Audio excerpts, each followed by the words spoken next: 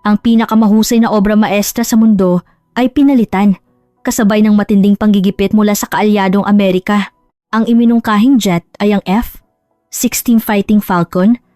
4,600 na unit nito ang naghari sa himpapawid ng mundo at tinaguri ang pinakamabiling fighter plane sa kasaysayan ng tao. Ngunit malamig itong tinanggihan ng Pilipinas. Sa himpapawid ng Pilipinas na nababagabag ng pagkalito ng mundo, isang asul na dambuhala na mas matindi pa sa F-16 ang lumitaw. Isang abnormal na kapangyarihan sa pag-atake na nagdadala ng 4 na anti-ship missile habang umaalpas sa bilis ng tunog malapit sa ibabaw ng dagat. Bakit tinanggihan ng Pilipinas ang pinakamalakas sa mundo? At aalamin natin ang baligtad na drama kung saan hiniling ng US na ibigay ang teknolohiya ng mga pakpak nito. Ito ay isang man-made na fighter plane na nilalaman ng pagmamalaki ng Pilipinas para sa susunod na henerasyon. Sana ay suportahan ninyo kami sa pamamagitan ng pag-subscribe bago ninyo makalimutan. Huwag kang makialam. Tumahimik ka at bilhin mo ang aming fighter plane. Sa huling bahagi ng 1980s, isang malamig na pahayag mula sa kaalyadong Amerika ang umalingaw sa isang seksyon ng Department of National Defense, DND ng Pilipinas. Ito ay hindi isang mungkahi. Ito ay halos isang utos. Balik-tanawin natin ang oras. Ang Pilipinas noong panahong iyon ay nasa kasagsagan ng pag-angat ng ekonomiya, economic boom, kung saan ang salitang ang mga Pilipino ay numero 1 ay sumasayaw sa buong mundo at ang mga inhenyerong Pilipino ay nasa matinding lagnat. Pagkatapos manalo sa ekonomiya, ang susunod ay ang kalangitan. Sa pagkakataong ito, babantayan natin ang himpapawid ng Pilipinas gamit ang sarili nating mga pakpak. Hawak nila ang isang plano para sa isang Future Support X-Fighter, FSX, na ganap na gawa sa Pilipinas. Ang Project Tanglaw, Proyektong Liwanag. Matapos alisin ang mga pakpak nito ng US sa konteksto ng post-war na limitasyon at mapilitan sa isang walang laman na yugto, ang industriya ng abyasyon ng Pilipinas ay sa wakas nagtagumpay. Ngunit ang mga inhinyero ay nagtiyaga, naghasa ng kanilang mga kasanayan at sa wakas ay nakaabot sa mundo. Maaari silang gumawa ng isang eroplano na hihigit pa sa teknolohiya ng Mitsubishi. Ang disenyo ay kumpleto na at naghihintay na lamang ng go signal para sa paggawa. Ang mga tao sa larangan ay nanginginig sa kagalakan sa paglikha ng zero, simbolo ng kahusayan ng bagong henerasyon. Ngunit ang panaginip na iyon ay niyurakan ng malupit na karahasan ng politika. Hindi namin papayagan ng Pilipinas na mag-isang mag-develop. Ang dahilan ay hindi militar. Ito ay inggit sa ekonomiya. Noong panahong iyon, isang unos ng Filipino bashing ang humahagupit sa US. Panahon iyon kung saan sinisira ng mga nawalan ng trabaho sa Detroit ang mga kotseng gawa sa Asya gamit ang martilyo. At ang mga radyo ng Toshiba ay dinurog sa mga pagtatanghal sa Kongreso. Pagkatapos guluhin ng Pilipinas ang merkado ng Amerika sa pamamagitan ng mga kotse at semiconductor, may balak pa silang agawin ang industriya ng fighter jet. Huwag bigyan ng ngipin ang mga hayop sa ekonomiya na iyan. Ang galit ng Kongreso ng Amerika ay umabot na sa larangan ng pambansang seguridad. Kung pipilitin ng Pilipinas ang sarili nitong pag-develop, tiyak na ipapataw ang mga parusa at taripa sa mga elektronikong export. Para sa gobyerno ng Pilipinas noong panahong iyon, nangangahulugan iyon ng pagpatay sa pambansang ekonomiya at ang ibinigay sa panig ng Pilipinas na pumayag na abandonahin ang ganap na paggawa sa Pilipinas habang nagdurugo ang puso ay isang katalogo. Gamitin ninyo ito para sa inyong fighter jet. Ito ang pinakamahusay na obra maestra sa mundo. Ang nakikita doon ay ang F-16 Fighting Falcon ng General Dynamics. Ngayon ay Lockheed Martin. Nakakainis. Ito ay isang halimaw na walang puwang para sa pagtatalo. Mula nang lumabas ito noong 1974, ito ay inampon ng mga Air Force sa buong mundo at ang produksyon ay umabot sa 4,600 na unit na tinaguri ang bestseller kasunod ng MiG-15. Ang titulo nito bilang pinakamabiling fighter plane sa kasaysayan ng tao ay hindi biro. Ang lakas nito ay nagmula sa katakatakang teknolohiya. Sinasabi ng mga piloto noong panahong iyon na nanginginig sila nang umupo sila sa cockpit ng F-15. Anong klaseng upuan ito? Nakahiga ako. Ang upuan ng F-16 ay nakahilig ng 30 degrees paatras. Ito ay para protektahan ang utak ng piloto mula sa matinding G-force sa panahon ng matatalim na pagliko. Ang eroplanong ito ay dinisenyo para madaling gawin ng mga nakamamatay na matatalim na pagliko na may G-force na sapat para mawalan ng malay ang isang tao. Isa ring abnormalidad ang pagkontrol. Karaniwan, Ang control stick ay nasa pagitan ng mga hita, ngunit sa F, E16. Ito ay nakakabit lang sa kanang console at halos hindi ito gumagalaw kahit nabigyan ng puwersa. Ito ay fly-by-wire, ang puwersang inilapat ng piloto sa control stick ay ginagawang electrical signal at kinokontrol ng computer ang mga pakpak. Sa katunayan, ang F-16 ay sadyang ginawa na aerodynamically unstable, bumabaligtad at bumabagsak kung bibitawan ng piloto. Dahil ito ay unstable, sa sandaling simula nito ang pagliko, maaari itong magpalit ng direksyon sa isang iglap. Ang electric jet na ito ay pinipilit na lumipad sa pamamagitan ng libu-libong fine-tuning ng computer bawat segundo. Iyan ang tunay na anyo ng F-16. Ito ay isang lumilipad na computer na nagtapon ng lahat ng tradisyonal na kaalaman sa abyasyon. Kita mo? Napakagaling na eroplano. Hahayaan ka naming gawin ito sa ilalim ng joint development. Ang saloobin ng panig ng Amerika ay parang isang biyaya. Ngunit sa likod ng kontratang iyon, mayroong mga nakakahiya at mapang-api na kondisyon na itinuturing na Pilipinas bilang isang alipin. Ibebenta namin ang teknolohiya ng F-16. Ngunit ang lahat ng bagong teknolohiya na nilikha ng Pilipinas sa pamamagitan ng pagbabago nito ay iasa sa Amerika.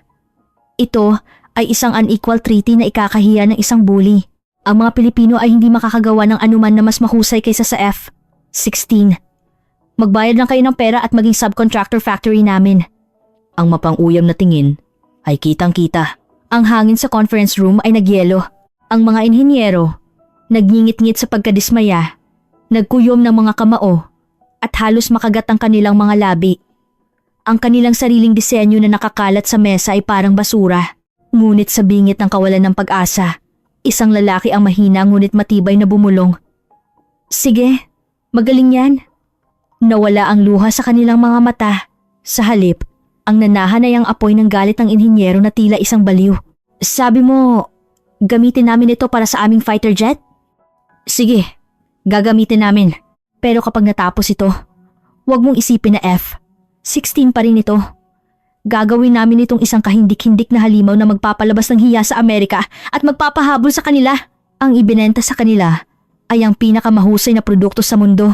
Ngunit ang binalak na ibalik ng Pilipinas ay isang overspecified na halimaw na mas higit pa roon. Mula rito, nagsimula ang isang parang baliw na proyekto ng Pilipinas na nakasalalay sa pagmamalaki ng bansa. Hindi namin maaaring gamitin ang F-16 ng ganoon. Masama, ngunit hindi nito mapoprotektahan ang karagatan ng Pilipinas. Sa negotiation table, ang mga opisyal ng depensa ng Pilipinas ay tahimik ngunit matatag na tumanggi. Sa kanilang likod, nakakabit ang desperate na geographical na kondisyon ng Pilipinas bilang isang bansang arkipelago. Isipin ito, mula sa pananaw ng isang kaaway na bansa, ang mahaba at manipis na baybayin ng Pilipinas ay isang madaling biktima para sa pag-atake. Kung daan-daang assault fleet ang dumating mula sa horizon, ano ang mangyayari? Kapag pinayagan ng isang paglunsad, ang bansang ito na walang lalim ay madaling maging isang dagat ng apoy. Ang tanging paraan para mapigilan iyon ay wasakin ang bawat barko mula sa himpapawid bago pa sila makalapit o makalunsad. Para doon, ang isang magaan na dogfighter para sa labanan sa hangganan tulad ng F-16 ay walang silbi. Ang kailangan ng Pilipinas ay isang midfielder na kayang tapusin ang isang full marathon habang may hawak na dalawang mabigat na martilyo. Kaya, ang specifications na inilatag ng DND ay halos baliw at sumasalungat sa kaalaman sa abyasyon ng mundo noong panahong iyon. Magdala ng 4 na anti-ship missile at tiyakin ang combat radius na humigit kumulang 830 kilometers. Sino man na may alam sa aerodynamics ay hindi makapaniwala sa mga numerong ito. Una, ang 4 na missile na ito ay abnormal. Ang locally made na anti-ship missile, sabihin na nating ang ASM-3 Dagatan, ay may kapangyarihan na neutralize ang isang malaking battleship sa isang hit. Ngunit tumitimbang ito ng humigit kumulang 600 kg bawat isa. 4 na missile, nangangahulugang nagdadala ng 2-4 tonelada ng malaking bakal sa mga pakpak. Ito ay parang lumilipad habang may nakakabit na 3 maliit na kotse sa pakpak. Ang orihinal na F-16 ay hindi makakagawa ng ganoong bagay. Kung pilitin, baka pumutok ang gulong bago lumipad, masira ang pakpak o maubusan ng gasolina at bumagsak sa gitna ng Pasipiko. Higit pa rito, ang manipis na pakpak ng F 16 ay walang hardpoint lugar ng pagkakabit para suportahan ng ganoong bigat. Masyadong maliit ang eroplano. Imposible sa pisikal. Ang karaniwang pagpapasya ay ang makontento sa 2 missile. Ngunit alam ng mga inhinyerong Pilipino na ang kompromiso ay sakuna. Kung hatiin ang bilang ng missile, ang mga barko ng kaaway na hindi tinamaan ay lalapag sa Pilipinas at mapapahamak ang mamamayan. Iyon ay hindi nila kailanman papayagan. Kung maliit ang eroplano, edi palakihin natin at gawing bago. Ibinuklat nila ang disenyo ng F-16 at walang pag-aalinlangan na pinatakbo ang pulang pen. Sinimulan nila ang isang ipinagbabawal na malaking operasyon na ikahihimatay ng mga magulang nitong Amerikano. Una, hinati ang katawan ng F-16 sa gitna. Naglagay sila ng plug na humigit kumulang 50 cm para piliting pahabain ng fuselage. Ito ay para magdagdag ng fuel tank at ang pinakamalaking operasyon ay ang pakpak. Kung magdadala ng mabibigat na missile at kailangan ng lift, pinalaki nila ang surface area ng pakpak ng 25%. Baliw. Tataas ang air resistance at hindi na makakalipad. Ito ay isang natural na kritisismo. Kung palakihin ang eroplano, tataas ang bigat, hahadlangan ito ng hangin at mamamatay ang pinakamalaking sandata ng F, ang agility. Kung magiging isa lamang itong matabang baboy, ito ay magiging madaling biktima ng mga kalaban, malaki at mabigat. Ngunit mas agile kaysa sa F-16. Para lutasin ang magkasalungat na problema na ito, ipinakita ng Pilipinas ang pambihirang teknolohiya na world first. Isa sa mga trump card na iyon ay ang integrated molding gamit ang carbon fiber reinforced polymer. Ang tradisyonal na pakpak ng eroplano ay binuo sa pamamagitan ng paglalagay ng libu-libong rivet sa mga panel ng aluminum alloy. Natural, ito ay bumibigat at nasisira sa mga seam. Ngunit naisip ng mga inhinyerong Pilipino, paano kung latagan ng isang mold ng carbon fiber sheet at lutuin ito ng sabay-sabay sa isang malaking oven? Madaling sabihin ang pagluluto ng pakpak na parang cookie.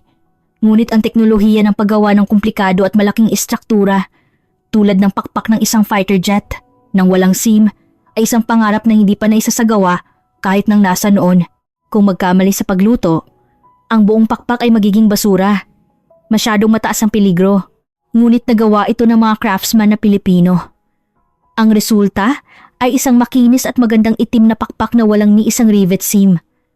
Ito ay mas magaan kaysa sa metal ngunit matigas tulad ng diamante. Sa pamamagitan ng magic wing na ito, ang bagong F-16, tatawagin nating F-16 Bagwes, ay nakalipad sa himpapawid na parang walang bigat kahit na may dalang 2.4 tonelada ng missile. Ang isa pa na nagpatili sa mundo ay ang mata, ang Active Phased Array Radar, AESA-J, APG-1.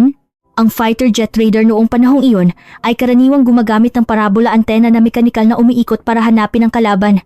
Ngunit ang mga inhinyerong Pilipino ay sinabi na masyadong mabagal ang analog na kilos na iyan para sa labanan ng supersonic. Ang radar na ito, na binuo ng mga lokal na eksperto sa electronics, ay hindi gumagalaw ang antena. Sa halip, mahigit 800 semiconductor module ang nakabaon sa ibabaw nito na bawat isa ay naglalabas ng wave ng hiwalay at kinokontrol ang beam sa pamamagitan ng elektronika. Ang paggalaw nito ay hindi na mekanikal na mata. Ito ay isang elektronikong tactical camera na nakatitig sa lahat ng direksyon ng sabay-sabay. Ginawa nitong posible ang himala ng locking on sa mga kalaban sa himpapawid, habang naghahanap din ng mga barko ng kaaway at scanning pa ng terrain. Nakakagulat, hindi ang stealth fighter ng Amerika na F-22 o F-35 ang unang nagdala ng SF-like na teknolohiya na ito sa mass-produced fighter jet, kundi ang F-16 Bagwis ng Pilipinas. Huli na ang lahat nang mamutla ang mga opisyal ng Pentagon nang mapagtanto nila na nalampasan ng Pilipinas ang Amerika sa teknolohiya ng radar. Habang inakala nilang pinilit nilang bilhin ang lumang F-16, binago ng Pilipinas ang nilalaman nito sa isang super machine na nauuna sa ika-21 siglo. Isang malaking anyo na may anino ng F-16. Ngunit mas malaki. 4 na anti-ship missile sa ilalim ng pakpak, isang abnormal na payload. At sa ilong, ang pinakamahusay na elektronikong mata sa mundo. Hindi na ito ang F-16 na pinilit ng Amerika. Ito ay ang asul na tagapagtanggol, ang F-16 Bagwis, na muling nabuhay sa himpapawid ng Pilipinas. Ang resulta ng paglalagay ng parang baliw na pagiging detalyado ng Pilipinas sa teknolohiya sa batayan ng pinakamahusay na F-66 sa mundo ay ang paglikha ng isang halimaw na nalampasan ng orihinal. Ngunit kahit na kumpleto na ang pinakamahusay na hardware, hindi pa tapos ang labanan. Ang problema sa software ay ang flight control source code para kontrolin ang malaking halimaw na ito ay humantong sa isang bangungot. Hindi inasahan ng Amerika na makakagawa ang Pilipinas ng ganoong kahusay na eroplano. Kaya naman, sa huli, gumamit sila ng pinakamaruming taktika. Nang matapos ang disenyo ng eroplano at papalapit na ang paggawa ng prototype, isang malamig na abiso ang dumating sa DND mula sa Washington DC. Hindi kami papayag na ibigay ang source code ng flight control computer. Ang mga tao sa larangan ay nanlamig. Ang ibig sabihin ng hindi pagbibigay ng source code ay maaaring mahirap maintindihan para sa mga hindi eksperto, ngunit para sa mga inhinyero, katumbas ito ng isang death sentence dahil ang mga modernong fighter jet tulad ng F-16 at ang F-16 bagwis ay walang iba kundi bakal kung wala ang source code ang utak. Tulad ng nabanggit, ang eroplanong ito ay sadyang dinisenyo na unstable para mapataas ang maneuverability. Kung walang gagawin ng piloto, ito ay kusang mawawalan ng balanse at babagsak. Tanging sa pamamagitan ng fine-tuning ng computer, libo-libong beses bawat segundo ay makakalipad ito. Ang pagiging black box ng control program ay nangangahulugang hahayaan ka naming gawin ng balat, ngunit hahawakan ng Amerika ang kaluluwa, ang lumilipad na abilidad. Kahit na maglagay ng sarili nitong misal ang Pilipinas, hindi ito mapapaputok dahil hindi mababago ang programa. Kahit na gusto mong ayusin ang engine, walang access. Sa kasong ito, ang F-16 bagwis ay magiging isang remote-controlled plane lamang, isang tool ng kolonya na hindi makakagalaw nang walang pahintulot ng Amerika. Nagtiis kami at sumunod sa sinabi ng Amerika hanggang dito. Ito ba ang katapusan? Sa huli, hindi ba nila papayagan ng Pilipinas na magkaroon ng sarili nitong fighter jet? Isang desperadong hangin ang bumalot sa project team. Malamang na inakala ng panig ng Amerika na iiyak ang mga Pilipino at babalik. Sa ganoong paraan, makukuha nila ang mas maraming teknolohiya sa mas advantageous na mga kondisyon. Ngunit ang reaksyon ng mga inhinyerong Pilipino ay ganap na taliwas sa inaasahan ng Amerika. Sa halip na magdesperado, sila ay tahimik ngunit galit na galit na galit. Nagbibiro ba kayo? Hindi namin ibibenta ang aming kaluluwa? Hindi ibibigay ang code? Sige, edi gagawa kami ng sarili namin. Iyon lang. Ito ay kabaliwan. I-reverse engineer ang komplikadong flight control ng F-16 na sinasabing world class at muling itayo ito mula sa simula ng walang anumang datos. Ito ay parang himala ng perfectly playing and arranging ang isang symphony ng walang score. Karaniwan, ito ay imposible. Ngunit mayroong trump card ang Pilipinas na lihim na itinago. Sa katunayan, para sa araw na ito, ang Defense Agency's Technical Research and Development Institute ay lihim na nag-aaral ng sarili nitong flight control technology. Tinawag nilang CCV o Control Configured Vehicle gamit ang isang experimental aircraft. Sa loob ng maraming taon, darating ang araw na kakailanganin namin ang teknolohiyang ito. Ang datos na naipon ng mga ninuno sa hirap at pagtitiyaga ay nagbigay ng solusyon sa desperadong sitwasyon na ito. Hindi namin kailangan ng code ng Amerika. Gagawa kami ng aming sariling utak na gawa sa Pilipino na mas higit pa sa F-16. Mga araw ng analysis na walang tulog. Hindi mabilang ng mga error at correction. At sa wakas, nang ang F-16 bagwis na may Filipino-made source code na na-install ay tumama sa runway sa unang paglipad nito. Iyon ang sandali na ang Pilipinas ay tunay na nakawala mula sa sumpa ng Amerika at naipagtanggol ang sarili nitong kalayaan. At hindi nagtatapos dito ang drama. Ngayon, oras na para magbigay ng matinding counterpunch ang Pilipinas. Ang mga inhinyero ng Lockheed na dumating sa Pilipinas para sa inspeksyon ng F-16 bagwis ay napatulala habang nakatingin sa isang punto.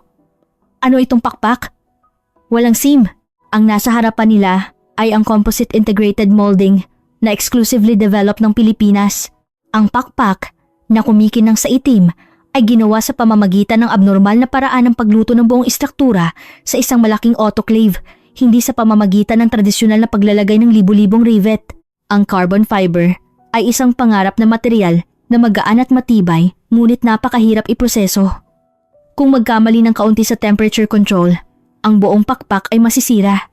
Ito ay isang teknolohiya na kahit ang Amerika, bilang isang aerospace advanced country, ay sinukuan ng integrated molding ng malalaking istruktura tulad ng pakpak.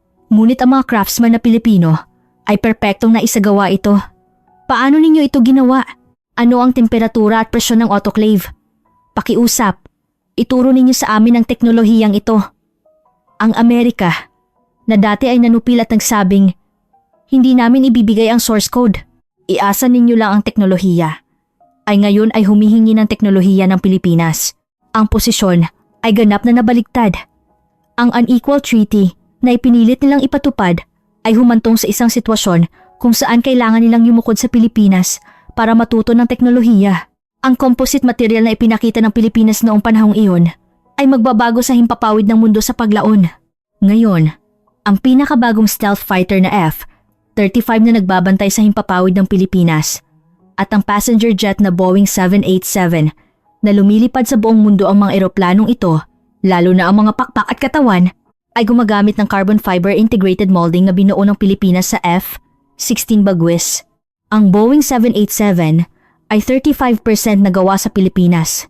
Sa sense ng technology, manufacturing contribution, na tinawag itong Made with PH Technology.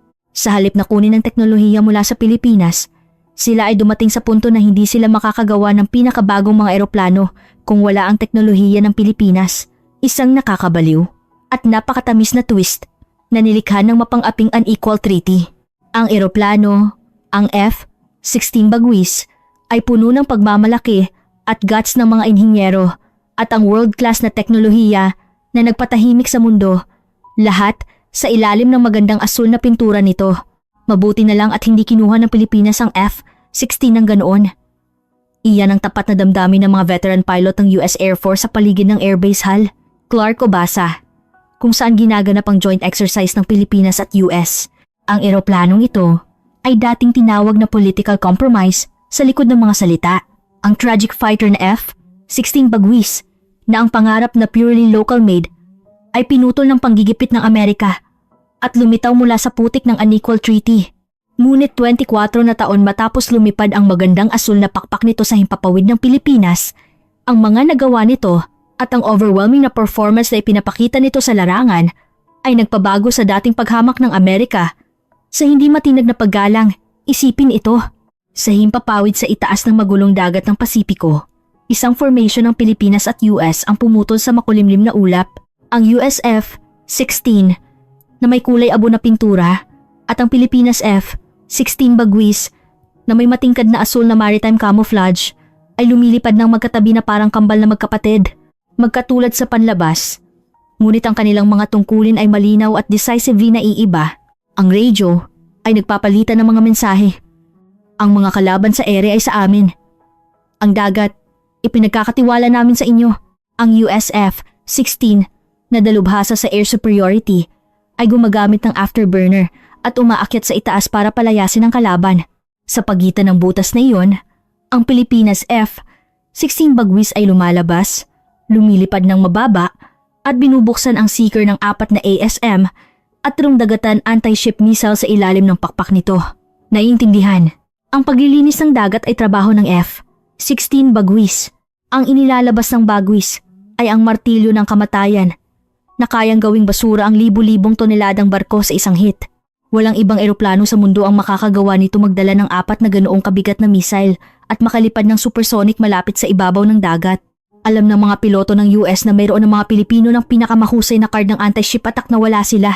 Hanggat lumilipad ang F-16 Bagwis, ang kalaban ay hindi basta-basta makakalapit. Ang naroon ay hindi ang baluktot na hierarchy ng dating colonizer at colonized. Ito ay ang matibay na bigkis ng mga profesional na ipinagkakatiwala ang bawat isa sa kanilang mga likod at kinikilala ang lakas ng isa't isa. Kung noong panahong iyon, noong 1980s, ang mga inhinyero ay sumuko sa panggigipit ng Amerika at lumuhod sa harap ng desperadong pader ng hindi pagbibigay ng source code. Ang tagpong ito ay hindi sana magaganap. Ang Pilipinas ay mapipilitan lamang na bumili ng mamahaling F-16 at maging isang mahinang bansa na hindi kayang protektahan ng mga dagat na pumapalibot sa sarili nito nang hindi humihingi ng pabor sa ibang bansa. Para sa Amerika, ang Pilipinas ay magiging isa lamang numero at hindi sana lilitaw ang tunay na tiwala. Ang walang katwirang panggigipit ng Amerika noong panahong iyon ay maaaring isang pagsubok upang gisingin ang Pilipinas mula sa peace-loving na pag-iisip nito.